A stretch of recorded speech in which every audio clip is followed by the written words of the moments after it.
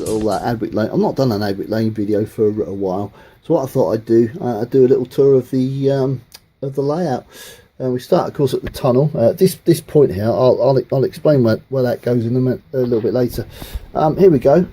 We've got the main sort of housing bit on here. I'm going to try and zoom in on this if it'll let me do it. Probably gone grainy now, but anyway, this is the chimney pots are made with lolly sticks painted up in terracotta, because I'm useless at rolling the paper things. I've got the little community radio station on the corner. That's basically the kids' first initials of their first names, the RFTK bit.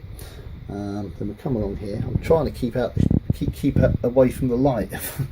There's not too many shadows. Then we've got the main street, of course. Cars there, and at the end we have the viaduct with a track going, like a freight line going over it, if you like. And then coming around here, over the station throat there. Look, we've got the tunnel there. Got the Unigate Dairy. This was originally called Hans Dairy, and it's based on the one in Eastleigh in Hampshire. Sadly no longer there, it's been pulled down and they've put a shopping centre there. And this, I'm going to zoom out a bit because it's blurring it. This was the dairy that Benny Hill used to work at before he became famous. He was a milkman and he worked for Hans Dairies, later Unigate, and that's what this is based on. Couldn't use it from the original building because obviously it's been knocked down, so I literally did this from photographs that I'd found on the internet and just kind of scaled it up from photographs. And we've got the milk float in there. That's just a photograph of a milk float stuck on a piece of card, stuck on the floor of the building. Just looks like there's one in there. Then we've got the pillbox in the park overlooking the railway park. We've got coal wagon as a bit of as a sort of a memorial, if you like. Then we've got the pub, the Frog and Frigate pub. That is based on a real place, Southampton, down by the docks, Canute Road. Used to go in there in the 80s, so I thought I'll make a model of that. Once again, done from pictures. Windows are left over from Metcalfe kits. Apart from this window down there, I had to make myself. Bit of clear plastic out of a box. The clear plastic they have in boxes. Roughly painted the window frames, and then scraped it off with a sharp screwdriver. In the park, we've got these. Got the roundabout. That's scratch built, based on ones that were in parks when I was a kid. I'm actually going to do the play area here with playground equipment that I went on as a kid. So I'm trying to do. I found loads of pictures of them on the internet, so I've got to build that eventually. Coming along the street, we've got the tar and exhaust place there, and then going along, some more Metcalfe. This is just scratch built. The cars on the ramps and that in there, pictures off the internet scaled down and then stuck in there. Then we've got some more Metcalfe things. The record shop. I'm going to zoom in on this. If it works, is it going to let? Oh, wrong way. Zoom in on here. The record shop, Jack Hobbs Records, based on a shop that I used to get my records from. No relation, unfortunately, which is a shame. I would have got my records cheaper. This building, actually, I was looking for pictures on the internet, couldn't find a picture on the internet. Sod's law, I made it, stuck it on the layout. Then somebody on Facebook posted a picture of it. If I zoom in, see the album covers in the windows. They're original, scaled down on the computer on there. But yeah, I was looking for pictures of the original, couldn't find it. What's wrong is these windows at the top. There should be one window instead of two, but I'm not going to mess about now. It's stuck there. I'll just have to live with it. Then we've got Woolworths. That's a model of the one in Eastleigh in Hampshire. And the link between that and the dairy, Benny Hill was a shop assistant in Woolworths in Eastleigh as well. So that's kind of like the link there. Road line, we've got a road line van there, which was originally BRS. My dad worked for BRS and road line, so that's why that's on there. Then we've got some more Metcalfe things. Then we've got the Super Quick, 3 shops. You've got the cinema. Cinema's been taken over as a nightclub and a bar now. Ollie and Shiloh, that's my dogs. And then we've got down the end, we've got some more Super Quick, and my wife's a good cook, you see, so I thought, well, she can have her own bistro on the layout. So we've got Sally's Bistro in the corner at the top end of the main road, and then we come into Adwick Lane Station. We've got the bus, people waiting for the bus. Then we've got the BRS lorry there. I'm going to zoom out with this actually. It makes it a bit, it tries to zoom in, makes it a bit grainy. Then we've got the main station there. All the buildings all got lights in, but I was having problems with trying to find a power supply that didn't keep cutting out. So what I've done is I've got a computer power supply that runs the lights along the back and the station, and then I've got another little power supply that runs some of the other lighting.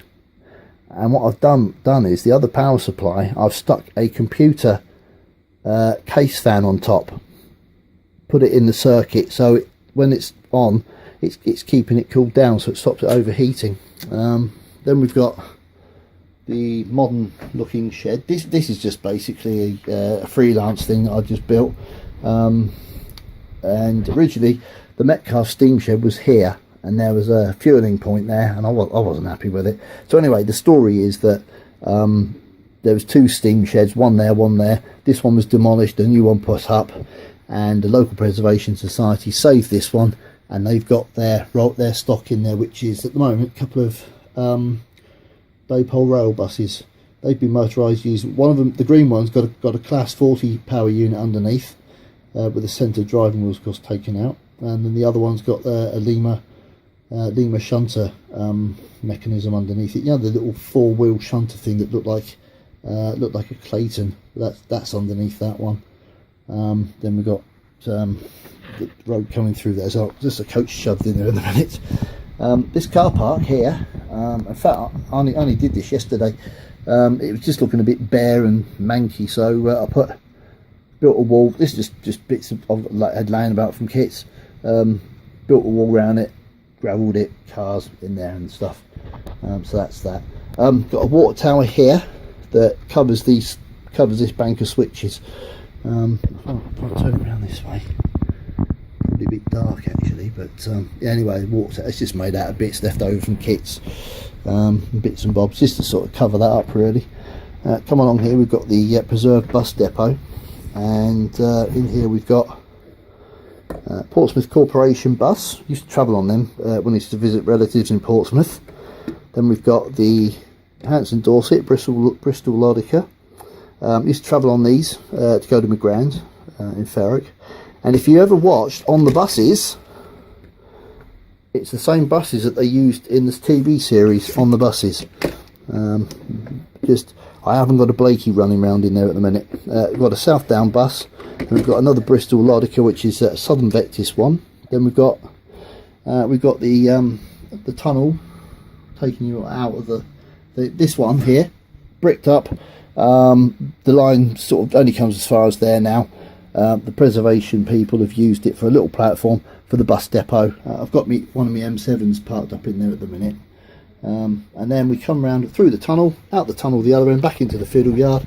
This point here, if you've seen the other videos, you will have seen my Droxford ones, and this point basically takes you in around the corner into Droxford, and there we go, into Droxford station, which is it's currently in process of being constructed at the minute.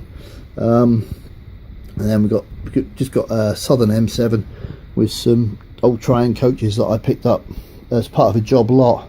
They were painted light blue, and I had them stuck in the drawer for ages, and I didn't know what to do with them. So I thought, I know, I've got a London South Western M7, I'll paint them in London South Western colours. But the Triumph bogies and wheels were too coarse, and it's the Triumph ones that had the bar that go right through the bogie, and I couldn't re-wheel them. So I managed to pick up some other bogies, so I literally took the rivets out and re-bogied them. I'm now looking for a coach to put in the centre there, but I'm going to swap meet at Elsica in December, so I'm going to see if I can pick up another Triumph coach there, and I can repaint it the same as those. So that's Droxford there, and then of course come back round, back along the track, through there, under the bridge, out the other side, back round here, and then back into Adwick Lane, and the preserved trains run into this platform there. I've got 4 platforms, and we got the bay platform there. I wish now I'd have made it come there, so I could have 3 coach trains in there rather than the 2, but oh well, happens, one of those things. And this wasn't originally going to be a platform, it was just going to be a siding, but I realised that I could get another platform in, so that was rather good. I was rather happy with that. So yeah, that's it. That's our little tour of Adwick Lane. The signal box, it's at that angle because originally the tunnel was here. This, as far as the layout went, was here. When I extended it, I didn't want to rip all this out in case I damaged it, so that's why the signal box is at that angle, but you know, it's okay.